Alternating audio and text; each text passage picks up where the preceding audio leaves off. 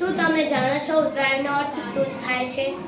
આ દિવસ પછી સૂર્ય ઉત્તર દિશા તરફ ખસતો દેખાય છે. આ મૂવમેન્ટને ઉત્તરાયણ કહેવાય છે. દિવસ લાંબા થાય છે, રાત ટૂંકી થાય છે, પૃથ્વી પર ધીમે ધીમે ગરમી વધે છે. અસ્તુ. જય હિન્દ, જય ભારત. ઉત્તરાયણની તારીખ કેમ નક્કી હોય છે? ભારતના બીજા તહેવારોથી અલગ. મકર સંક્રાંતિ દર વર્ષે 14 જાન્યુઆરીની આસપાસ જ આવે છે. કેમ? કારણ કે આ તહેવાર સૂર્યના કેલેન્ડર મુજબ ચાલે છે, ચંદ્રના કેલેન્ડર મુજબ નહીં. અસ્તુ. જય હિન્દ. સૂર્યની ચારમાં બદલાવ. મકર સંક્રાંતિ એ દિવસ છે જ્યારે સૂર્ય મકર રાશિમાં પ્રવેશ કરે છે. આ એક સાચી ખગોળીય ઘટના છે જે ચંદ્ર પર નહીં પણ સ્થિતિ પર આધારિત છે.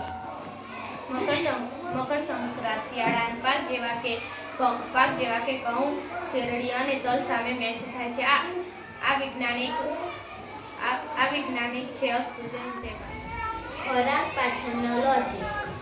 તલ અને ગોળ જ કેમ? કારણ કે તે શરીરમાં ગરમી ઉત્પન્ન કરે છે, ઋતુ બદલાય ત્યારે એનર્જી આપે છે, શિયાળામાં ઇમ્યુનિટી વધારે છે. જૂનું જ્ઞાન પોષણ વિજ્ઞાન. અસ્તુ. જય હિન્દ, જય ભારત.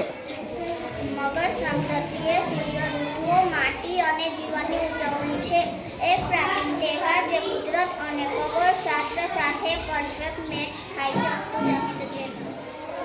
ઉત્તર ગોળાર્ધમાં સૂર્ય ઉત્તર તરફ ખસવાથી પૃથ્વી પર સૂર્યની ઉર્જા વધારે આવે છે. આ શિયાળાથી વસંત ઋતુ તરફ કુદરતી બદલાવ છે. જાણે પતંગ છે ને લઈ જાય છે ઉડાવીને તો